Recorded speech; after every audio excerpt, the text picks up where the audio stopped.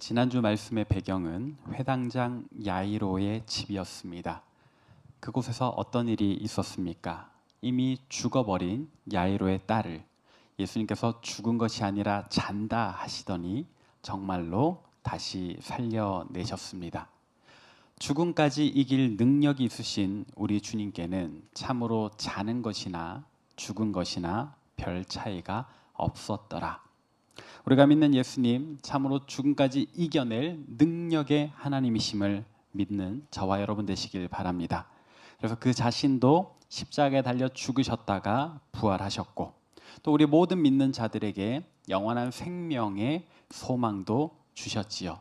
그 부활의 주님, 능력의 주님을 믿고 오늘도 영원한 생명의 소망 다시 한 번 더 확인하며 살아가는 저와 여러분 되시길 바랍니다. 그러나 지난 주일 설교 말미에 제가 한 가지 의문을 제기했었습니다. 어떤 질문이었습니까?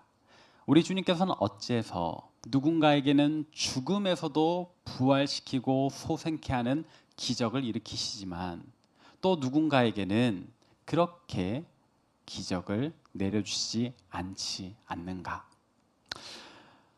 모든 사람들이 야이로의 딸과 같이 죽음에서 소생한 것 아닙니다. 모든 사람들이 날마다 하나님의 기적을 체험하는 것도 아닙니다. 그렇다면 이런 질문을 할 수 있습니다.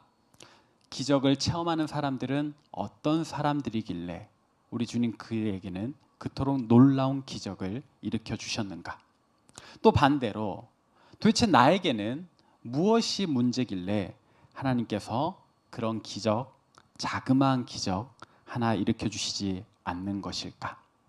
이렇게 생각해 보면, 이런 질문을 해보면 우리 마음 답답해질만 합니다. 그런데 오늘 본문에 보니까 마치 우리가 제기한 이 질문처럼 예수님께서 그 은혜와 기적으로부터 살짝 배제한 것 같은 두 사람이 등장합니다.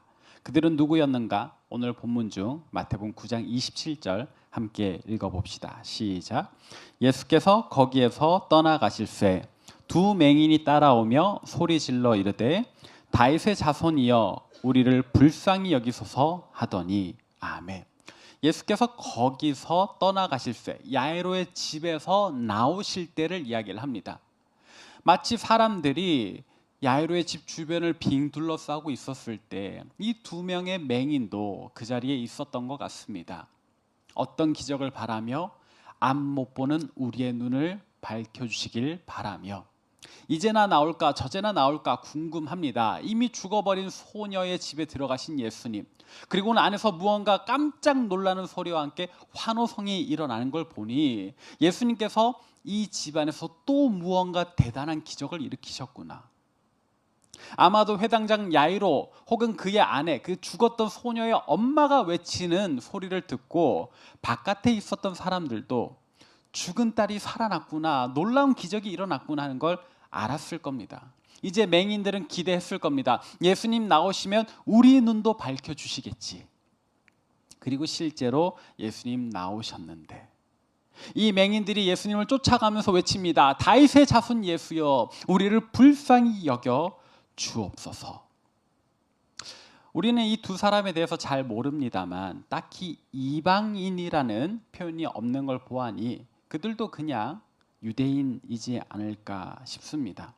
더군다나 예수님을 가리켜 다윗의 자손이라고 부르는 것을 보니 그들은 메시아에 대한 간절한 기대도 가지고 있었던 것 같습니다. 눈이 보이지 않는 장애를 가지고 있으니 사실 주변 사람들의 도움이 절실했던 사람들일 테고 예수님이 내 앞을 지나가고 계시는지 혹은 조금 떨어져 계시는지 그것조차 알 수 없어 사실은 굉장히 답답한 마음이었을 겁니다. 그저 사람들이 웅성거리는 소리를 듣고 거기에 예수님 믿겠거니 짐작만 할 수 있지 않았을까요? 눈이 보이지 않으니까 예수님 뒤로 조용히 가서 그 옷깃을 만졌던 혈루병 여인 같은 행동은 하지 못했을 겁니다. 본문 속에서 다윗의 자손 예수여 우리를 불쌍히 여기소서 소리칠 수밖에 없는 그들의 상황을 우리는 염두에 둬야 합니다. 이렇게 시끄럽게 소란을 피우는 두 맹인에 대해 예수님은 어떻게 반응하셨습니까? 오늘 본문에 보니 예수님의 반응이 없습니다. 보통은 예수님께서 이렇게 찾아오는 사람들, 간절히 외치는 사람들을 예수님 불쌍히 여기셨습니다. 민망히 여기셨다라는 표현도 있습니다. 너무 애처로워서, 너무 안타까워서 그들을 불쌍히, 민망히 여겼다. 심지어 혈루병 앓던 여인은 자기를 드러내지 않기 위하여 옷깃만 만지고 도망을 갔는데도 예수님 찾아내시잖아요. 그 발걸음 멈추시더니 누가 내 옷을 만졌느냐? 내 능력이 내게서 빠져나갔다. 내 앞에 나타나라. 찾아내십니다. 우리가 설교 중에 다루었던 나인성 과부의 아들, 예수님 동선상에 나인성은 없어요. 40km나 떨어져 있는 그 성읍으로 굳이 예수님 가셔서 그 죽은 장례 행렬 멈춰 세우시더니 그 과부의 아들을 다시 살려주셨다. 우리가 설교로 다루진 않았지만 거라사라고 하는 지방에 귀신 들린 사람에게도 예수님 굳이 배를 타고 가셔서 그를 만나서 자유케 해주셨어요. 고쳐주셨어요. 회복시켜 주셨단 말이에요. 그렇게 불쌍한 사람 찾아, 도움이 필요한 사람 찾아, 그 동선의 비효율도 무릅쓰고 움직이시던 예수님께서 오늘 큰 목소리로 다윗의 자손이여 우리를 불쌍히 여겨 주옵소서 하는 이 맹인들에 대해서는 예수님 아무런 반응도 하지 않으십니다. 그저 자기 갈 길, 예수님의 발걸음을 떼기만 하시죠. 그렇게 오늘 본문 28절에 보면 예수님께서 어떤 집에 들어가셨다라고 되어 있습니다. 이게 예수님 본인의 집은 아니었겠죠. 예수님의 집은 원래 고향이 나사렛이니까 지금 이 장면들은 다 가버나움이라고 하는 동네와 그 근방에서 일어나는 일들이거든요. 그러면 이거 누구의 집일까? 본문이 마태복음이니까 이 마태복음 쓴 마태, 예수님의 제자였던 그 마태, 자기 집을 의미하는 것은 아닐까 생각해 볼 수 있겠고, 혹은 예수님 자주 머무셨던 또 다른 누군가 제자의 집이었을 수도 있겠고, 아니면 예수님께서 베드로의 장모님의 열병을 고쳐주신 사건이 있거든요. 그렇게 본다면 예수님께서 베드로의 장모 집에 좀 자주 가셨던 것 같아요. 그 집을 의미하는 것일 수도 있겠습니다. 아무튼 장소의 이동이 있었어요. 회당장 야이로의 집에서 다른 누군가의 집으로 예수님 걸어오셨다. 회당장 야이로의 집을 나설 때부터 두 맹인이 쫓아왔으니 우리가 읽은 27절 본문과 28절 사이에는 약간의 시간 텀이 있어요. 얼마간의 공백이 있단 말이에요. 그 공백기 기간 동안 그냥 성경은 바로 이어져 있지만 우리가 맹인이라고 한번 생각해 보십시다. 예수님 나오시는 것 같아서 우리를 불쌍히 여겨달라고 소리 질렀는데 사람들의 웅성거림이 점점 멀어지는 거예요. 여러분 지금 눈을 감고 한번 들어보세요. 웅성거리는 소리가 들려서 예수님 나오시는구나, 주여 우리를 불쌍히 여겨주옵소서 했는데 이 웅성거림이 멀어져 갑니다. 그럼 어떻게 해야 돼요? 맹인이지만 쫓아가야지요. 예수님만이 우리의 눈을 띄게 해줄 수 있는데, 다시 보게 해주실 텐데 이 웅성거림이 멀어져 가는 거예요. 허겁지겁 쫓아갑니다. 그런데 눈이 보이지 않으니까 앞에 사람이 있는데도 마음 급해서 쫓아가다가 부딪히게 하고, 혹은 조금 미안합니다 하는 사이에 웅성거림 또 멀어지니까 다시 또 달려가다가 스스로 발에 걸려 넘어질 수도 있고, 그 모든 고통, 그러나 내 눈앞에 예수님이 있다라고 생각하면, 내가 손만 뻗으면 잡을 수 있는 그곳에 예수님이 있다고 생각하면 아파할 틈이 어디 있어요? 쫓아가야지요. 오히려 예수님 내 목소리가 안 들리시나 하고 더 큰 소리로 주님 저 여기 있다니까요, 도와주십시오 외치지 않겠습니까? 그런데 예수님께서 그 소란을 분명히 아셨을 텐데도 누군가의 집에 도착하실 때까지 그저 아무 대꾸하지 않고 걸어가셨다. 자기 갈 길을 가셨다. 이해가 안 되는 장면입니다. 야이로가 요청할 때는 그렇게 쫓아가시더니 지금 이들이 예수님을 만난 곳 어디예요? 야이로의 딸을 살려준 기적의 장소예요. 그 기적의 장소에서 누군가에게는 죽음도 이기는 기적을 일으키죠. 왜 나에게는 이런 기적을 일으켜주시지 않는 것일까요? 여러분들은 이 상황 어떻게 받아들이실 수 있겠습니까? 얼마의 시간이 걸렸는지 모르겠지만 주님 분명히 이 두 맹인을 무시하신 겁니다. 모른 척 하신 겁니다. 그러나 이 맹인들 예수님을 쫓아 끝내 예수님의 발길이 멈추는 그곳까지 따라갔고, 그곳에 이르렀을 때 예수님 비로소 이들을 돌아보십니다. 그리고 이렇게 물으셨습니다. 오늘 본문 마태복음 9장 28절 함께 읽습니다. 시작. 집에 들어가심에 맹인들이 그에게 나아오거늘 예수께서 이르시되 내가 능히 이 일 할 줄을 믿느냐? 대답하되 주여 그러하오이다 하니. 아멘. 야이로의 집에 나올 때부터 맹인들이 예수님께 나왔다. 예수님께서 다른 집에 들어가실 무렵에 이 맹인들이 또다시 나왔다, 쫓아왔다는 겁니다. 그렇게 포기하지 않고 쫓아오는 이 맹인들 보고 예수님 물으셔요. 내가 능히 이 일 할 줄을 믿느냐? 그리고 이 질문에 두 맹인은 망설이지 않고 대답합니다. 주여 그러하오이다. 예 주님, 정말로 당신은 저를 고쳐주실 줄로 믿습니다. 여러분들이 본문 속의 이 맹인들이라면 정말로 이렇게 대답하실 수 있겠습니까? 그리고 예 주님 할렐루야 드디어 응답하셨군요 감사합니다 하면서 예수님을 맞이할 수 있겠습니까? 저는 그렇게 하기 어려울 것 같았습니다. 아까도 말씀드렸잖아요.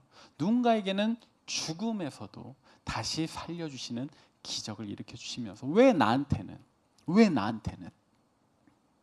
쫓아오게 하시는 걸까요? 내가 다른데 아프고 눈이 성했으면 또 좀 다를 것 같아요. 아니 눈이 안 보이는데 이 답답함을 예수님 모르셔서 그런가? 라는 생각도 해보겠고, 저 사람은 회당장이라서 사회적으로 높은 지위라서 저렇게 기적을 일으켜 주셨나? 나는 장애인이고 가진 게 없어 보여서 예수님이 이렇게 나를 홀대하시는 건가? 라는 생각도 해보겠고, 그마저도 아니면 예수님의 능력에도 쿨타임이 있는 것일까? 죽은 자를 다시 살리려니 너무 많은 에너지를 쓰셔가지고 예수님 내 눈 띄울 능력이 모자라셔서 도망가셨던 건가? 그런 생각도 해보았을 것 같습니다. 결국 나라서, 내가 볼품 없어서 예수님 나를 이토록 하대하신 것일까? 그런 상대적 박탈감도 생각해 보았을 것 같습니다. 저라면 결론적으로는 무슨 하나님이 그래? 라는 생각을 했을 것 같아요. 다른 사람한테는 선하신 하나님이 왜 나한테는 이렇게 악하게 대하시지? 내가 뭘 잘못했지? 그런 생각해 보다가 결국 하나님이 나빠 라는 결론으로 갔을 것 같습니다. 그러나 여러분 기억하십시오. 지난주에도 말씀드렸죠. 우리 하나님은 어떤 하나님이시라고요? 역전의 하나님이시라. 역전의 하나님. 비록 우리를 잠시간 기다리게 하실지라도 우리를 영영 떠나보내지 않으신다.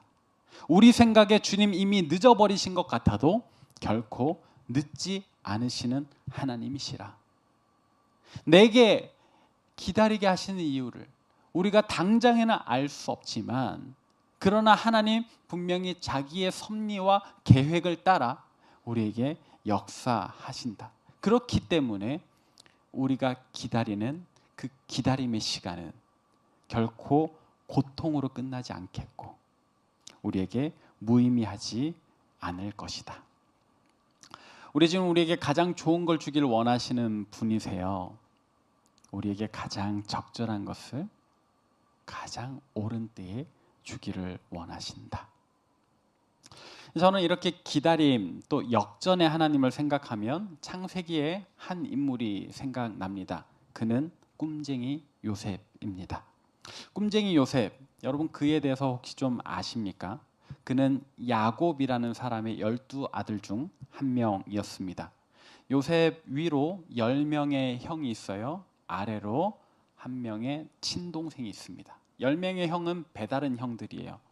한 명의 동생만 친동생입니다. 그 어머니 라헬 때문이었을까? 야곱은 다른 10명의 요셉 위로의 10명의 형들에겐 좀 차갑게 대합니다.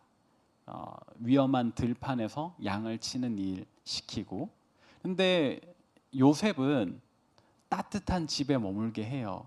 그리고 예쁜 옷, 색동옷, 좋은 비단 옷을 입힙니다. 그러니까 이미 형제간에 차별감이 생기는 거예요. 그리고 요셉에게 맡긴 업무가 뭐냐면 형들을 감시하는 겁니다. 사실 형들 입장에서 생각해 보면 우리는 추운데 밖에서 몇 개월 몇 주를 자면서 고생하고 돌아왔는데 동생이 뽀송뽀송한 피부결 자랑하며 예쁜 옷 입고 아 형들 왔어요 이렇게 하면 제가 봐도 꼴불견일 것 같아요. 저놈의 자식, 쟤는 왜 아빠가 저렇게 좋아할까? 뭔가 그 박탈감, 그 차별의식이 피어오를 것 같아요. 근데 이놈이 몰래 와가지고 우리가 양을 똑바로 치는지 어쩌는지를 보고 아빠한테 꼰지른다. 아, 더 싫을 것 같아요. 그리고 사실 기본적으로 남자 형제들 간에는 이 형들이 동생을 싫어하는 습성이 있습니다. 우리 진선이, 진수는 괜찮니? 네. 저도 두 살 아래 남동생이 있었는데 어렸을 때 되게 싫었어요. 귀찮았어요. 동생을 돌보는 게 너무 이렇게 불편해요. 왜 내가 동생을 꼭 돌봐야 되지? 뭐 이런 생각도 들면서 이렇게 저도 어렸을 때 동생에게 잘 못 대해줬는데요. 형들이 요셉 안 그래도 싫어할 만한데 심지어 엄마도 다르잖아요. 엄마도 다른데 그 자체만으로도 동생이라고 대하기 싫을 것 같고, 그리고 이 동생이 아빠한테 차별적으로 더 좋은 것을 받고, 그리고 그가 하는 일은 내 허물을 아빠한테 일러다 바치는 일름보, 너무 싫을 것 같아요. 그런데 그 싫어하는 정도가 너무 심해서 형들이 요셉을 어떻게 대합니까? 노예로 팔아버려요. 노예로. 아, 이건 또 선을 넘었어요. 무슨 형들이 이래? 인간적으로 동생이 아무리 싫어도 노예로 갖다 팔아버리는 형들은 또 제정신이 아닌 것 같아요. 요셉의 입장에선 다시 그냥 아빠가 날 사랑했어. 그리고 나는 아빠가 시킨 일을 열심히 했어. 그랬더니 형들이 나를 노예로 팔아버렸어. 이게 무슨 일이야? 열심히 살았는데 돌아온 대가가 노예행. 그리고 그렇게 노예로 이집트에 팔려간 요셉이 한 관리의 집에 있습니다. 근데 이 관리가 대단한 힘을 가졌어요. 군대로 움직이는 사람이에요. 거기에 안주인이 갑자기 자기한테 이성적인 어필을 합니다. 유혹을 합니다. 요셉이 뿌리쳐요. 이러지 마십시오. 그리고 도망을 가버립니다. 똑바로 잘했어요. 정직한 일을 했어요. 근데 그것 때문에 누명을 쓰고 감옥에 갇힙니다. 여기에서 요셉이 갇힌 감옥을 여러분들 잘 아셔야 되는데 그냥 일반적인 감옥이 아니에요. 그냥 그 집에 마당에 구덩이 파놓은 거기에다 집어넣어 버리는 거예요. 도망은 칠 수 없습니다. 위에서 뚜껑 닫아버리니까. 햇볕도 들어오지 않아요. 비 내리는 날엔 비를 그냥 다 맞아야 되는 그런 감옥입니다. 게다가 요셉이 갇히게 된 죄명이 뭐예요? 이 주인집 마님과 간통했다라는 거예요. 그래서 이 집주인이 빡쳐가지고 재판 없이 집어넣은 겁니다. 자, 요셉에게 형기가 선고되었을까요? 없어요. 그냥 죽을 때까지 감옥에 갇혀야 되는 겁니다. 창세기를 읽어보신 분들은 우리가 결과론적으로 알죠. 요셉은 그 안에서 몇 년? 2년 갇힌다. 그렇게 생각해보면 2년 그렇게 절대적으로 긴 시간은 아니다 싶을 수 있지만 그건 결과론적인 거고요. 갇힐 때 얼마나 갇혀야 되는지를 모르고 갇혔다니까요. 그것도 억울하게.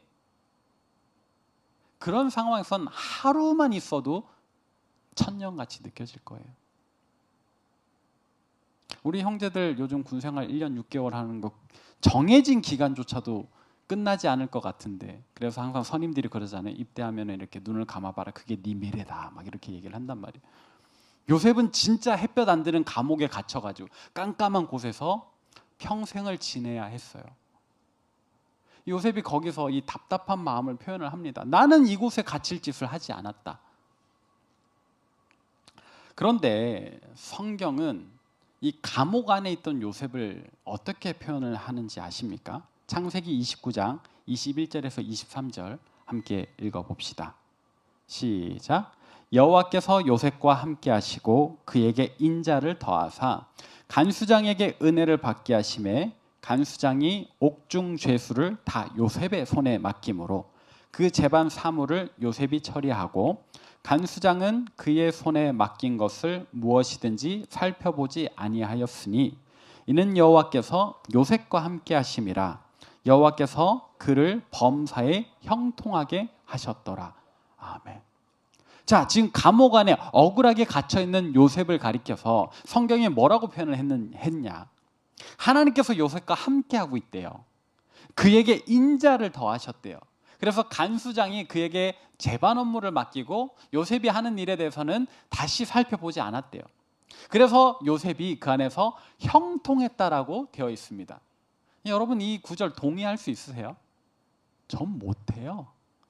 이게 무슨 형통이야? 진짜 형통은 감옥에서 건져주시는 거지.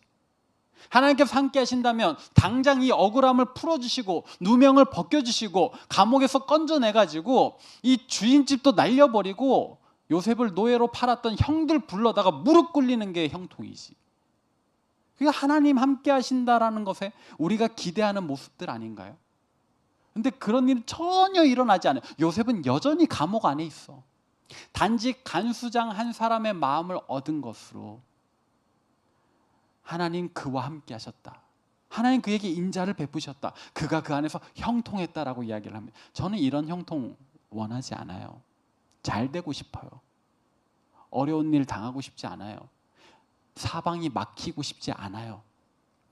그 좁은 감옥 안에서 겨우 그 안에서 이렇게 뭐 일 잘한다고 인정받는 거, 이게 형통이라면 안 되고 싶어요. 애초에 그런 상황 안 가는 게 낫지. 이게 무슨 형통이야? 라는 생각이 듭니다. 근데 요셉은 저랑은 좀 달랐던 것 같아요. 하염없이 2년이란 시간 동안 갇혀 있는데 어느 날 갑자기 이집트의 파라오가 요셉을 불러냅니다. 요셉이 한번 꿈을 해몽해 준 일로 왕의 포도주 맡은 자가 요셉을 바로에게 추천해요. 바로가 또 이상한 꿈을 2번 꾸거든요. 이 꿈을 해석할 자를 데려오라. 그때 요셉이 바로 앞에 나섭니다. 자, 다시 설명할게요. 요셉이 감옥 안에 있을 때 어떤 마음이었을까?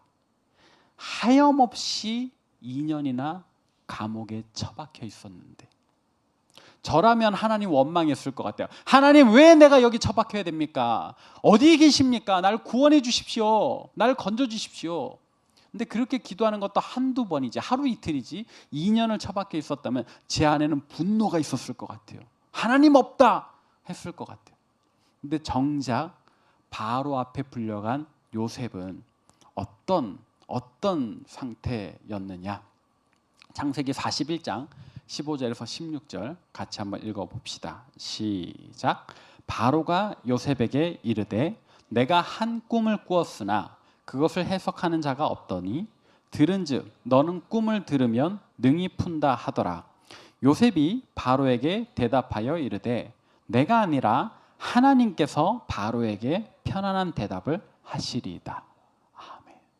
2년을 감옥에 처박혀 있던 요셉이 아마 하나님께 나를 건져달라고 숱하게 기도했을 요셉이 바로왕 앞에서 하는 대답이 뭐예요? 내가 아니라 하나님께서 당신에게 편안한 대답을 하실 겁니다. 어떻게 이 대답 속에 하나님을 향한 원망이나 분노가 보이십니까? 아니요, 저는 찾아볼 수 없어요. 요셉은 2년 동안이나 억울하게 감옥에 갇혀 있었어도요, 하나님에 대한 절대적인 신뢰를 가지고 있네요. 내가 아니라 하나님께서 당신에게 편안한 대답을 하실 겁니다. 당신이 원하는 그 해답을 알게 될 겁니다.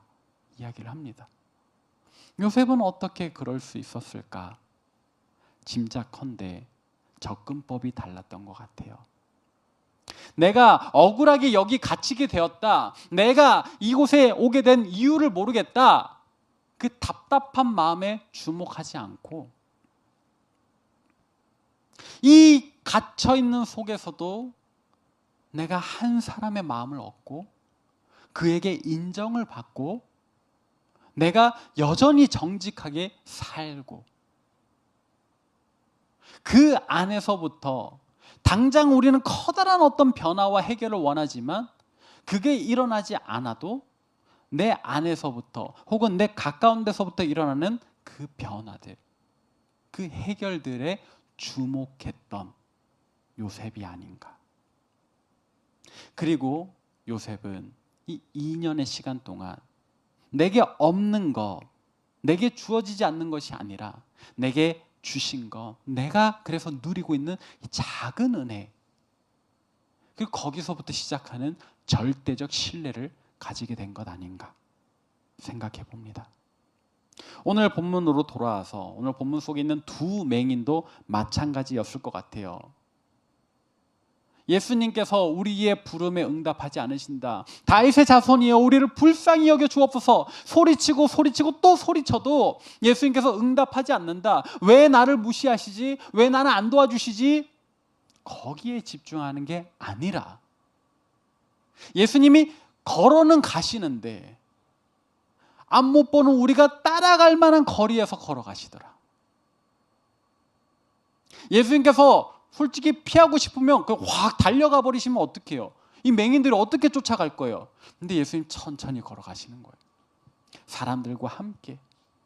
마치 직접적으로 그래 맹인아 뭘 원하니 하지는 않으셨지만 주위 사람들과 대화하시며 그 목소리가 맹인들의 귀에 들리게끔 계속해서 나 여기 가고 있는데 너 여기까지 쫓아올래? 따라올래?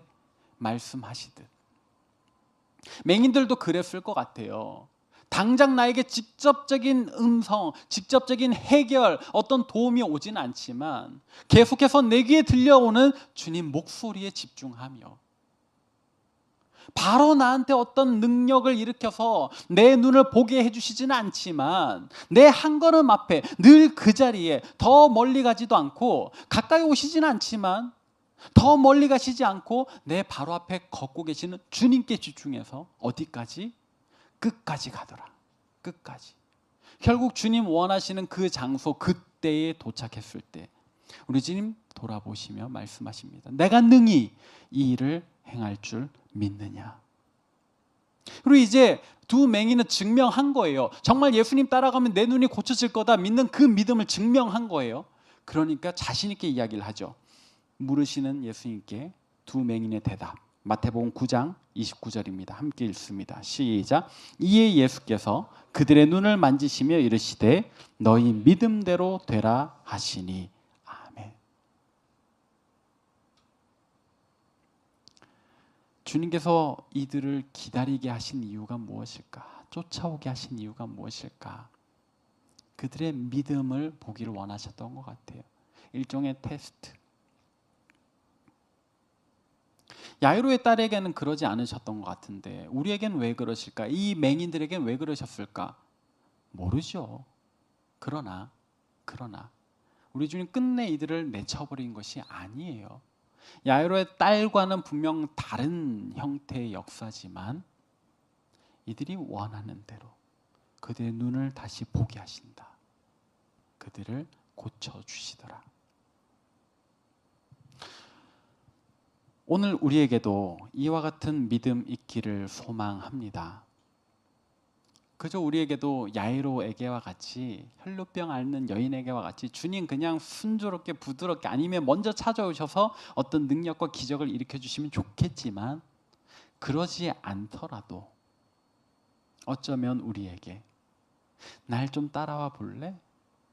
내가 너의 믿음 보고 싶거든 말씀하시는 것은 아닌지, 그렇다면 우리 주님의 기대하심에 부응하도록 우리 끝까지 쫓아가야 하지 않을까. 이 고통의 시간, 인내의 시간 흔들리지 않고 나아가야 하지 않을까. 반대로 그런 질문도 해봐요. 맹인들이 예수님 쫓아가기를 포기해 본들 좋아질 건 뭡니까? 그냥 본전이잖아요. 예수님을 포기하는 순간엔 진짜 끝나는데 몇 걸음 더 따라가 보는 것. 우리에게도 마찬가지입니다. 오늘 여러분들의 삶, 우리의 삶 어떤 형편에 있든 주님의 도움에 간절히 필요하다면, 근데 바로 안 도와주셔서 답답하다면 여러분 어떻게 하실래요? 포기하실래요?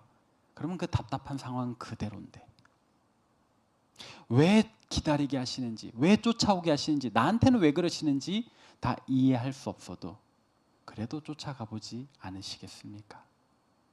우리 그렇게 쫓아갈 때 결국 주님 우리에게 내가 능히 이 일 행할 줄 믿느냐 물으시겠고, 예 주님 우리가 믿어서 여기까지 따라왔거든요 자신 있게 대답하면 우리 주님 참으로 우리를 둘러싼 그 모든 어려움 해결해 주실 줄로 믿습니다.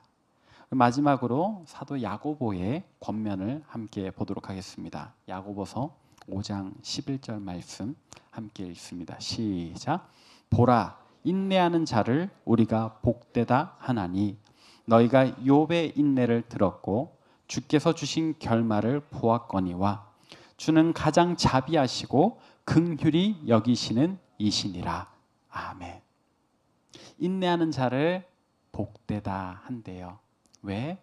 우리 주님의 그 자비하심, 긍휼히 여기심을 끝내 누릴 테니까.